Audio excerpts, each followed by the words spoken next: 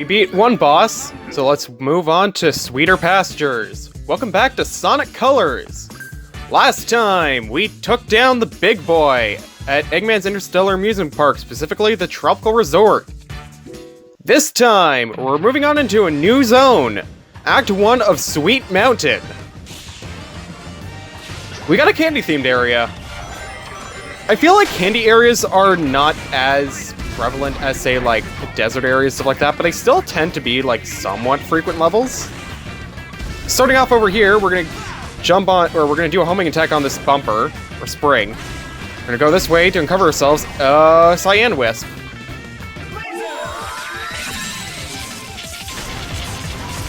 Doesn't do much aside from the slam bonus, but it at least doesn't stop us from grabbing this red ring that's down here.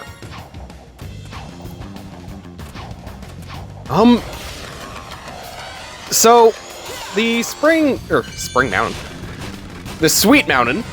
This is one of the two levels I remember seeing back when I first saw this game back in 2010, because I think I first saw it either through videos on E3, or it was through an issue of Nintendo Power. Because I recall the first stuff they showed from the game was, like, Tropical Resort and Sweet Mountain. I'll get back to that subject in a second. Right now, we have a new power-up, the Yellow Wisp, Drill. With it, you can burrow into either soft ground or a soft cake, in this situation. A lot of stuff, such as collectibles and rings, and enemies will be, like, inside of the soft ground for you to collect and defeat. So this is a great way to just rack up color bonuses. Also, quite the headbanger of a song, not gonna lie. The Sweet Mountain music, it's not my favorite, but I still see it as a really good, like, soundtrack. Right here we got buttons we can press, and that kills the enemies at the back. They weren't really doing much aside from shooting at us, but they were shooting at us, so we have the right to kill them, right? Right.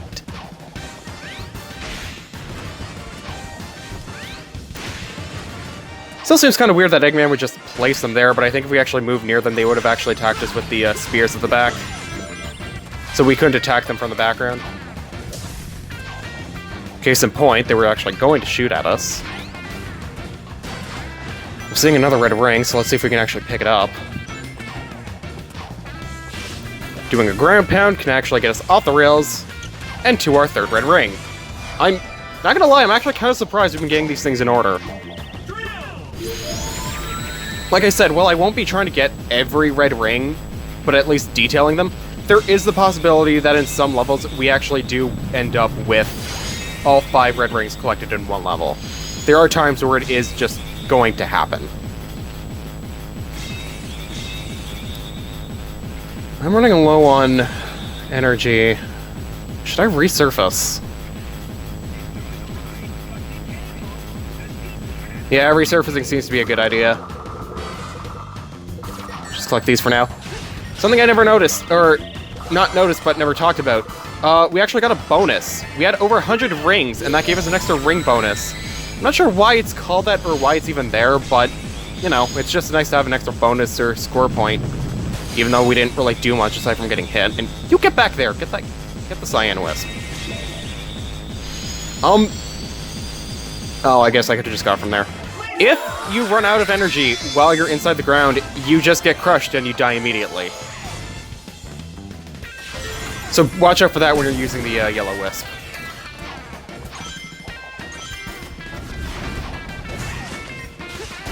Homing attack all the way to this life. And then I think either on the left or the right side, I think there's something. There is something here. I had a feeling.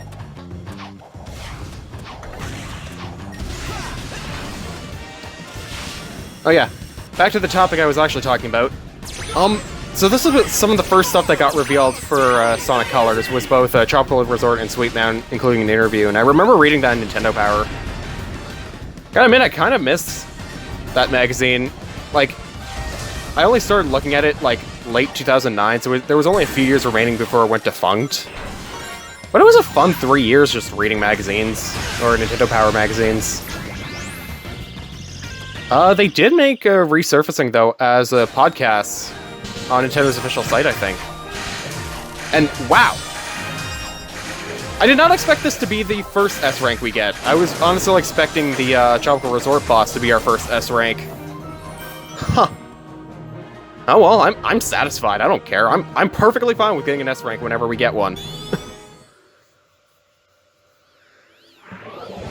The wisps scatter all across the cosmos and all across the rest of the park. And we move on to Act 2, which is solely just the Drill Wisp.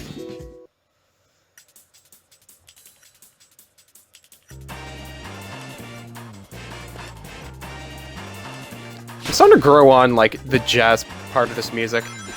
Like, I wasn't really much of someone for jazz, but I will say, like, it has been growing on me. Something I know some music that has been growing on me, believe it or not, is just piano music. Like, I don't know why piano music resonates with me a lot, but it just sounds nice. I'm beginning to wonder exactly where I started liking it, and the only thing that I can think of is Cynthia from Pokemon Diamond and Pearl. Oh, that's a character and a half. We're not here to talk about Pokemon, we're here to talk about Sonic. This is yet another level that starts out and it basically just becomes a 2D platforming challenge. But it is a little bit of a remix when you see that, like, you're basically going in a spherical pattern. What you also notice is that there's a wisp container that seems empty and green. This is a level we'll have to return to if we want to get all rings. At the very least, you'll know what wisps you need and how to get it, because I'm going to be adding the, I'll have Future Me add, like, blurbs as to where they go to get the rest of the rings, because we're not going for all of them, like in this playthrough. I'm just going to detail where they're supposed to be. Thought there was supposed to be something up there, though. There is at least a drill right here, though, that we can use.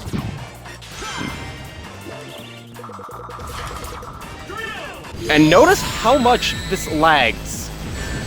I don't know why this lags the game so much, but drill in this specific level is one of the few, if not the only instance of lag I've noticed in this game.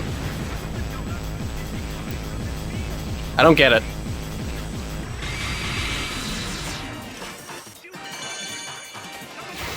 That didn't do what I thought it would do. Shit.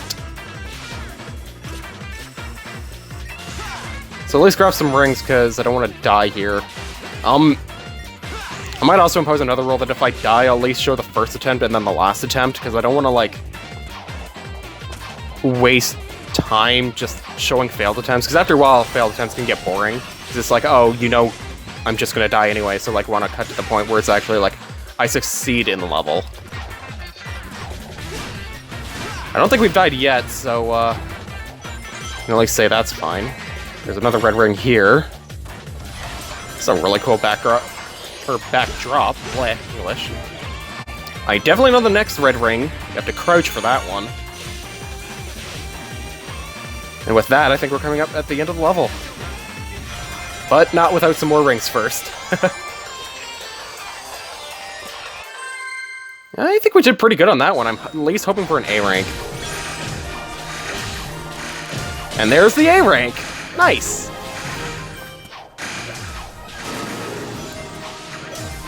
We are just swimming in lives, which is good, because I know for a fact that later down the line we're gonna die. It's just an inevitability that we're just gonna lose some lives, because I know some levels I haven't rehearsed as much as others.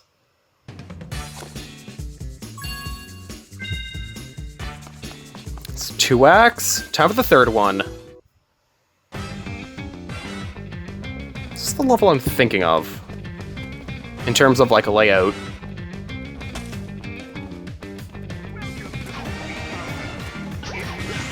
Yes, it is! We first start off with homing attack on these enemies, and then we're introduced to a new-ish mechanic that's going to be slightly recurring. We just have a small area with a gauntlet of enemies. There's nothing to unlock from them, but if we go to the left over here, there's a springboard that leads us to this rail.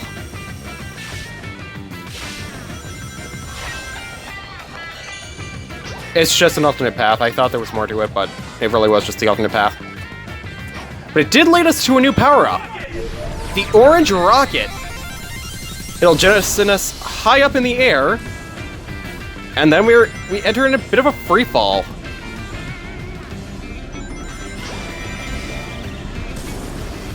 Combine this with other power-ups in this level, and that's how we're gonna get the rest of them.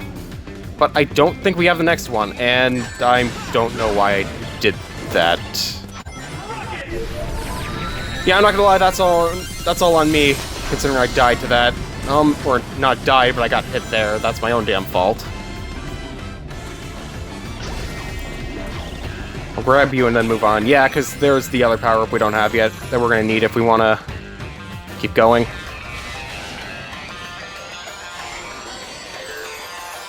More drifting, and I don't know actually how you get to that rail grinding area. Because it's just another shortcut you can take to, like, squeeze out or shave off a few seconds of time, but otherwise it's what it is. I am liking the how they do all these 3D tunnels. I still think this game is graphically impressive, but it is clear it is, you know, not on a more powerful system, and it will be blown up later on TV, but I can do what I can to edit it anyway. But that's the end of the level. Next time on Sonic Colors, we press onward with the Sweet Mountain. See you guys then.